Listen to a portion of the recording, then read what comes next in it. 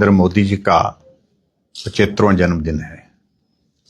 देवभूमि हिमाचल प्रदेश की ओर से हम देश के यशस्वी प्रधानमंत्री नरेंद्र मोदी जी को उनके जन्मदिन पर बहुत बहुत बधाई और शुभकामनाएं देते हैं। मोदी जी के नेतृत्व में मजबूती के साथ ये देश आगे बढ़ रहा है और मैं समझता हूं ये हमारा सिर्फ पार्टी के लोगों का ही सौभाग्य नहीं, पूरे देश का ये सौभाग्य है जहां एक मजबूत नेतृत्व के साथ देश को आगे बढ़ने का अवसर मिला। 11 वर्ष का कार्यकाल नरेंद्र मोदी जी का बतौर प्रधानमंत्री पूर्ण हुआ, जो आजाद भारत के इतिहास में 60 वर्षों के बाद एक इतिहास है कि अगर दूसरी बार कोई प्रधानमंत्री लगातार तीसरी बार बने हैं, कोई तीसरी बार लगातार कोई प्रधानमंत्री बने हैं तो वो नरेंद्र मोदी जी बने हैं। और इससे पहले ये श्रेय किसी एक प्रधानमंत्री के रूप में कांग्रेस पार्टी के नेता का था। देश के लिए जो किए हुए कार्य उस पर हम अगर चर्चा करने के लिए लगेंगे तो मुझे लगेगा बहुत सारा वक्त लगेगा। बहुत मजबूत फैसले देश के अंदर लिए गए और जिसमें हम कह सकते हैं कि धारा 370 समाप्त होनी चाहिए। एक बहुत ऐसा बड़ा फैसला मजबूती के साथ जो किया गया, जिसके बारे में बोलते थे लेकिन कल्पना किसी को नहीं थी कि यह साकार हो पाएगा, संभव हो पाएगा, लेकिन संभव हुआ। इस देश के अंदर वर्षों से चला, लगभग 500 वर्षों से चला राम जन्मभूमि का आंदोलन। भगवान रामचंद्र जी के जन्म स्थान पर भव्य मंदिर का निर्माण होना चाहिए, इसकी कल्पना हम सब लोग करते थे, लेकिन ये साकार हो पाएगी इस पर भी बहुत बड़ा प्रश्न चिन्ह था।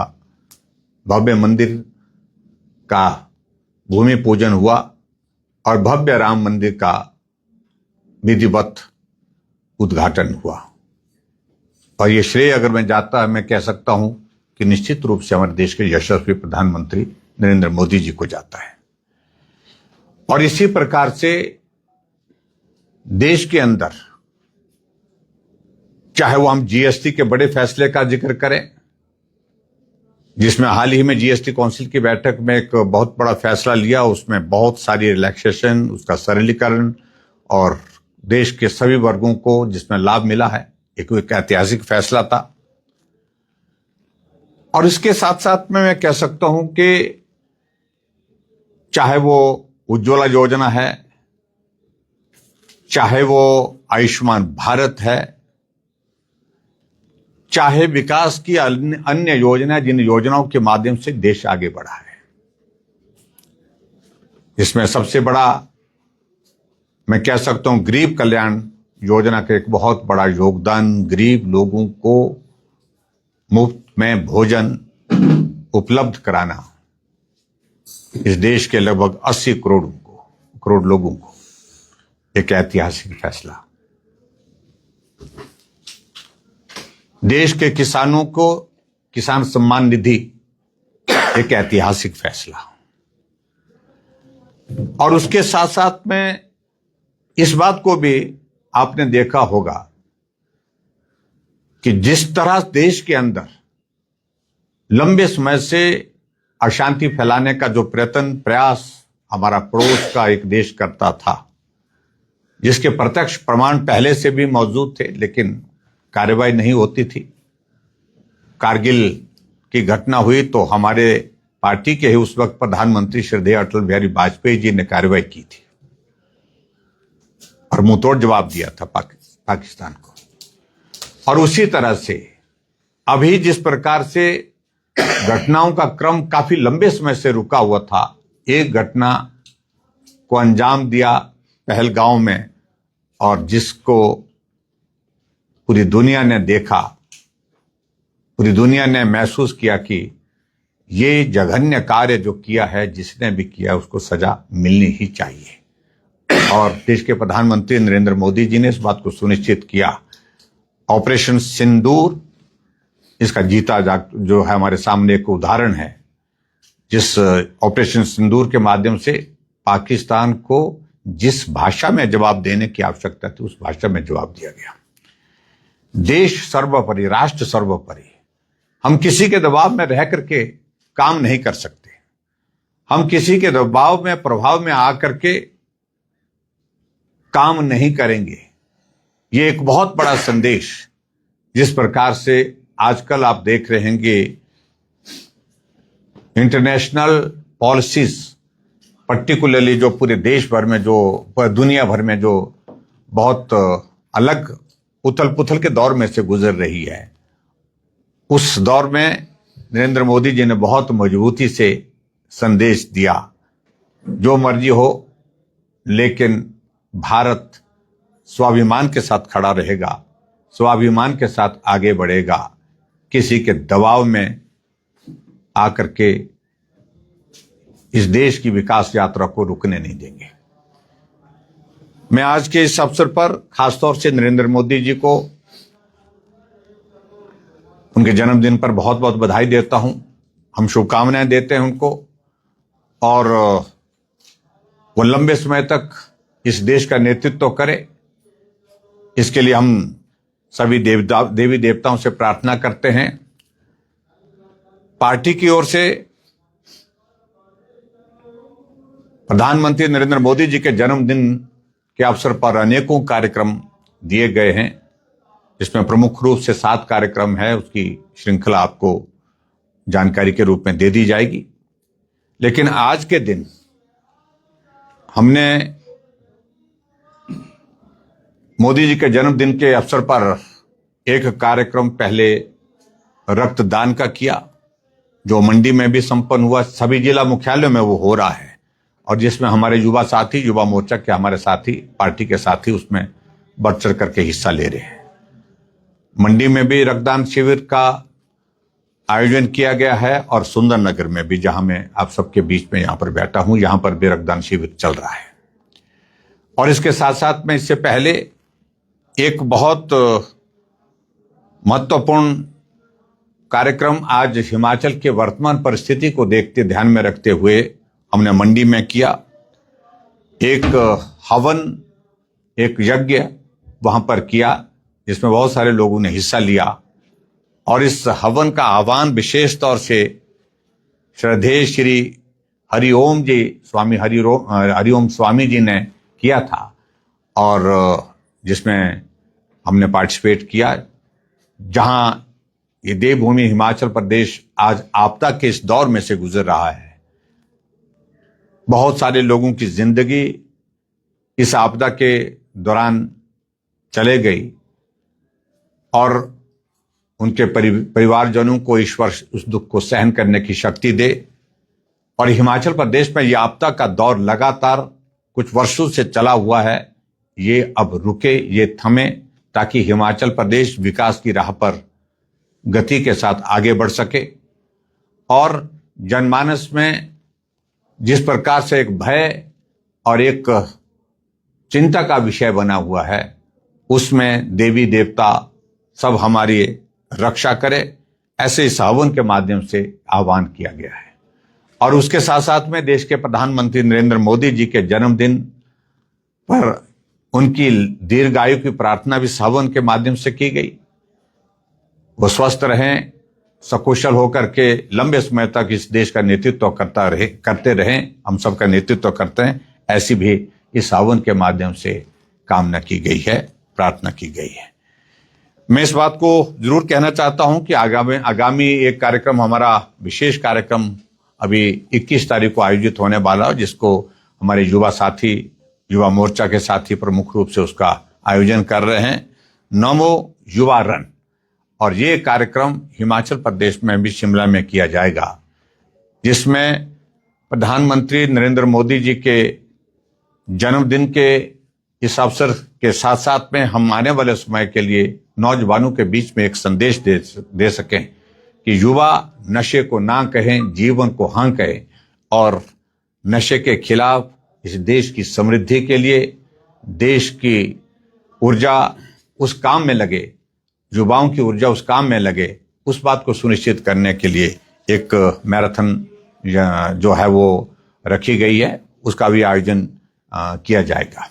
इस प्रकार से अलग अलग कार्यक्रम। आज हमारा पार्टी का संगठन हिमाचल प्रदेश का प्रदेश, जिला और मंडल स्तर का बन चुका है और आज जिले की बैठक भी आज सुंदरनगर में यहाँ पर आयोजित की गई है। जिला के पदाधिकारी, जिला की कार्यकारिणी के सभी सदस्यों के साथ आज मिलना होगा और नए दायित्वों के साथ वो आने वाले समय में पार्टी को मजबूत करने के लिए काम करें। इस बात के लिए ये बैठकों का आयोजन यहाँ पर किया गया है और इस बैठक में हमारे पार्टी के सभी प्रमुख नेता जो यहाँ पर बैठे हैं, सब लोग उसमें रहने वाले हैं और आने वाले समय में चुनौतियों का सामना करने के लिए भारतीय जनता पार्टी पूर्ण रूप से तैयार है। धन्यवाद। सर, ये राहत पैकेज जो केंद्र ने दिया है ना, इसको लेकर लगातार कहा जा रहा है सरकार और कांग्रेस के नेताओं के द्वारा कि ये नाकाफी है।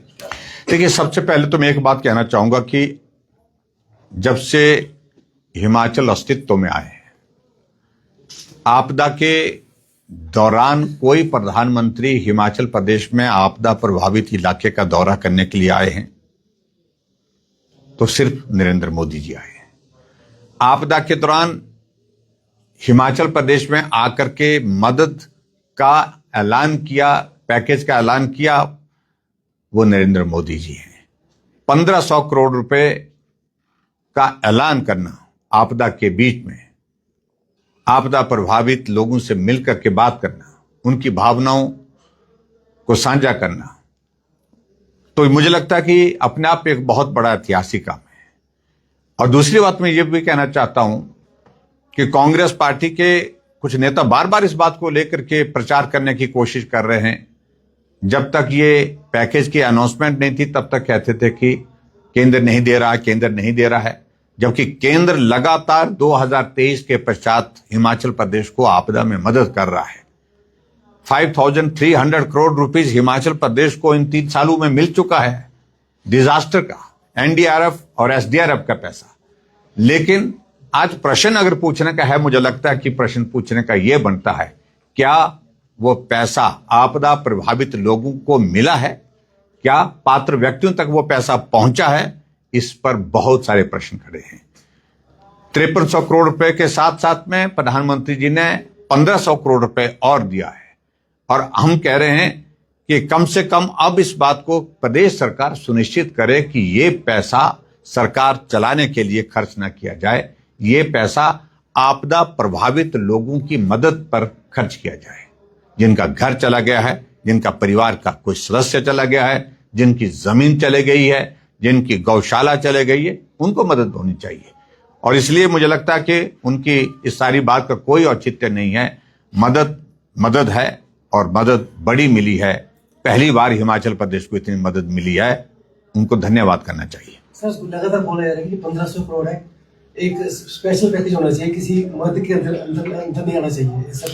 देखिए, वो केंद्र के हाथों को नहीं बांध सकते हैं। केंद्र पैसा दे रहा है, केंद्र अपने हिसाब से तय करेगा।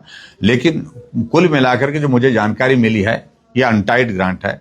ये इस प्रकार से जो डिपार्टमेंट को जो पैसा आता है वो अलग से आता है, आएगा। आपसे बोलेगा स्पेसिफिक सराज के लिए, मंडी के लिए पैकेज होना चाहिए। मैं सराज के लिए नहीं हूं। देखिए, मैंने कहा इफेक्टेड एरिया स्पेसिफिक प्रोजेक्ट। आप कॉन्सेप्ट को समझिए। अगर चंबा में नुकसान हुआ है, चंबा में जिस चीज का नुकसान हुआ उसकी भरपाई के लिए पैसा वहां होना चाहिए।